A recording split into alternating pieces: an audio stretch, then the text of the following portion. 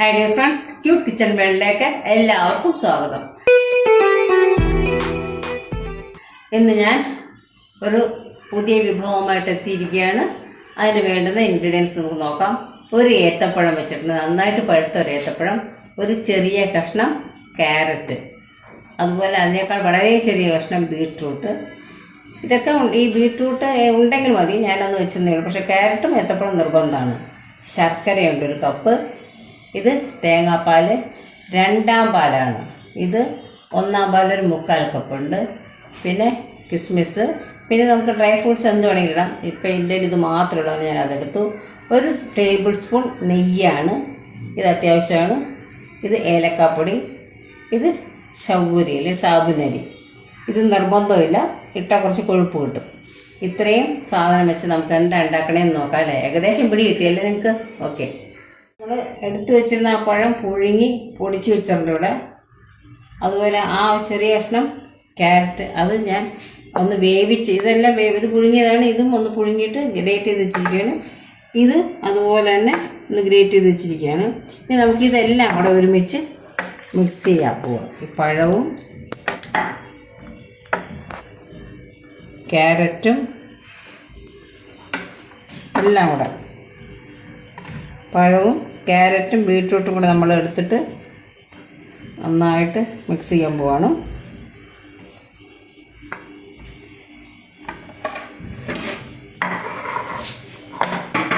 നമ്മൾ മിക്സ് ചെയ്യുന്നത് നമ്മൾ എടുത്ത് വെച്ചില്ലേ 2ാം പാൽ, ആ 2ാം പാലിലാണ് മിക്സ് ചെയ്യാൻ പോണത്.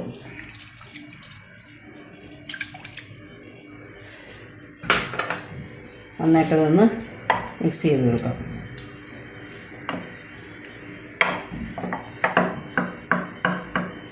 നമുക്കിനി അടുത്തത് കട്ടിയുള്ളൊരു പാത്രം, ഉരുളിയോ എന്തെങ്കിലും നല്ല കട്ടിയുള്ള പാത്രമായിരിക്കണം. ആ പാത്രം അടുപ്പത്ത് വയ്ക്കാൻ പോവാണ്.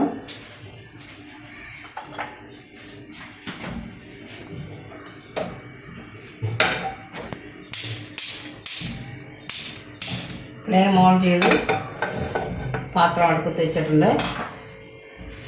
ഏത് പാത്രമായാലും കട്ടിയുള്ളതായിരിക്കണം, അത് മാത്രം ശ്രദ്ധിക്കുക. പാത്രം ചൂടാവുമ്പോൾ നമ്മൾ എടുത്ത് വെച്ചിരിക്കുന്ന നെയ്യുണ്ടല്ലോ, ആ നെയ്യ് ഒഴിച്ചെടുക്കുക. കുറച്ച്, മുഴുവൻ ഞാൻ ഒഴിച്ചിട്ടില്ല, കുറച്ച് ബാക്കി, ഒരല്പം ബാക്കി വെച്ചിട്ടുണ്ട് കേട്ടോ. ഇനി ഇതിലേക്ക് നമുക്ക് ശർക്കര ചീകി വെച്ചാണ്. ഇതിൽ മണ്ണില്ലാത്ത ശർക്കരയാണ്, മണ്ണില്ലാത്ത ശർക്കരയാണ്, ചീകി വെച്ച ശർക്കരയാണ്. ഇത് ഇതിലോട്ട് ഇട്ട് കൊടുക്കുകയാണ്. ഇതൊന്ന് ഉരുകട്ടെ.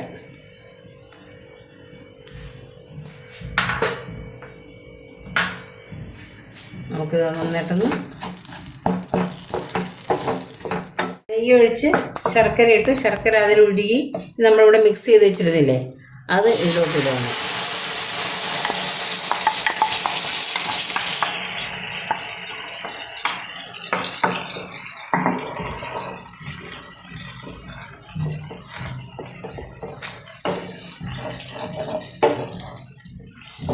ഇതിലേക്ക് നമ്മൾ എടുത്തു വെച്ചിരുന്ന മറ്റേ ഇതാണ് ശൗരി,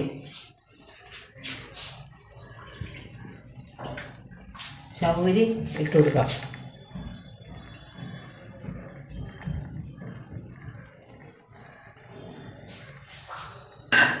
ഇത് നന്നായിട്ട് വേവണം. ഫ്ലെയിം ഞാൻ കുറച്ചിരുന്നു, ഞാൻ വീണ്ടും കൂട്ടി കൊടുത്തു ഫ്ലെയിം.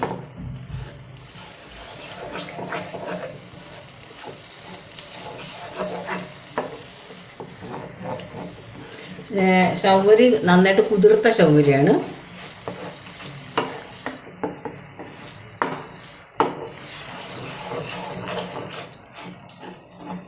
ഇനി ഇതിവിടെ കിടന്ന് നന്നായിട്ടൊന്ന് കുറുകി വെന്ത് കുറുകട്ടെ. നമ്മൾ ബാക്കി മാറ്റി വെച്ചിരുന്ന നെയ്യ് ഞാൻ ഇതിലോട്ട് ഒഴിച്ചു കൊടുക്കുകയാണ്. പിന്നെ നമുക്ക് വേണമെങ്കിൽ ഈ ഡ്രൈ ഫ്രൂട്ട്സൊക്കെ ഉണ്ടല്ലോ, അത് വറുത്തിടാം. ഞാനിപ്പോൾ ഡ്രൈ ഫ്രൂട്ട്സ് എന്ന് പറയാനായിട്ട് എൻ്റെ ഒന്നുമില്ല, കിസ്മിസ് മാത്രമേ ഉള്ളൂ. ഞാൻ ആ കിസ്മിസ് വറക്കണമെന്നില്ല, അങ്ങനെ ഇട്ട് കൊടുത്തു. ഇതൊന്ന് ഇളക്കാം. ഇതായി വന്നിട്ടുണ്ട്, ഏകദേശം ആയി വന്നിട്ടുണ്ട്.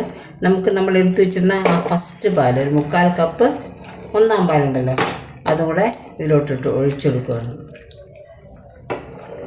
ഇത്രയേ ഉള്ളൂ. കുറച്ച് ഏലക്കാപ്പൊടി ഇടാൻ നമുക്ക്. പെട്ടെന്നായി പായസം അല്ലേ, ഭയങ്കര ഗുണമുള്ള പായസമാണ്. ഒരു നുള്ള് ഏലക്കാപ്പൊടി ഞാൻ ഇട്ട് കൊടുക്കാൻ പോവാണ്. ഇവിടെ റെഡി ആയിട്ടുണ്ട്. ഉണ്ടോ, നല്ല തിളച്ച് തുള്ളി ചാടി വരുവാണ്. ഞാനിത് ഓഫ് ചെയ്യാണ്.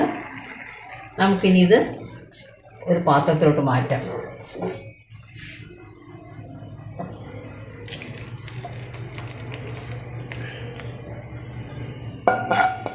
വളരെ ഗുണമുള്ള പായസമാണ്. അതായത് ബീറ്റ്റൂട്ടും ഏത്തപ്പഴവും ക്യാരറ്റും ഒക്കെ ചേർന്ന പായസമാണ്. പിന്നെ നെയ്യുണ്ട്. വേണമെങ്കിൽ ഇതിനകത്ത് നമുക്ക് കുറച്ച് എള്ളും കൂടി ഇട്ട് കൊടുക്കാം. എള്ള് വേണമെങ്കിൽ ഇടാം. പിന്നെ എന്താണ്, ഡ്രൈ ഫ്രൂട്ട്സ് എല്ലാം ഇട്ട് കൊടുക്കാം. അപ്പോൾ ഈ ക്യാരറ്റും ബീറ്റ്റൂട്ടും കഴിക്കാത്ത ആളുകളും ഇതാകുമ്പോൾ കഴിക്കും. കണ്ടോ, നല്ല അടിപൊളി പായസമാണ്. നല്ല ടേസ്റ്റാണ് ഈ പായസം.